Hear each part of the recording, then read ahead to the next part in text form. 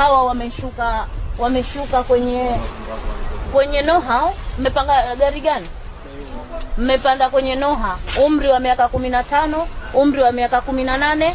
Yani jambo ambalo baada ya kufika hapa Vumawimbi kila mmoja ana bwana wake. Kwa hiyo mzee wao ama wazee wao watakuja kuwafata kituo cha polisi Micheweni. Mshanifahamu? Wazee wenu watakuja kuwafata kituo cha polisi Micheweni. Waje watupe. Hii dunia sasa hivi sijui inaenda wapi. Yaani watoto wadogo sasa hivi kwa kwenye mahusiano, it is very simple, tofauti na kipindi cha mwanzo. Yaani sasa hivi mtoto wa miaka 12, 13, 14, yaani kutomkuta na bikra ni jambo la kawaida. Yaani mtoto mdogo lakini kashachezewa sana. Yaani hata ukisema leo hii mtoto mdogo wa miaka 13, 14, 15, hata ukienda kumcheza, una cha kumfundisha kwa sababu anajua kila kitu. Kashachezewa, yaani kashafanya vitu vya kikubwa kitambo ese. Afu ile jambo unaweza kulichukulia simple, swala la kawaida, kwa sababu labda sio ndugu yako au sio mwanao, lakini kama inakuhusu ile jambo inauma sana.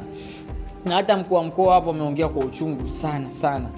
Na kitu muhimu hapo, yani elimu itolewe kwa sana, kwa sababu watoto wadogo sasa hivi wanaharibika. Watoto wadogo, marafiki na nini. Kwa hiyo sasa tujitahidi kuwatunza watoto wetu na kuwaepusha na marafiki ambao hawajitambui, hawajielewi.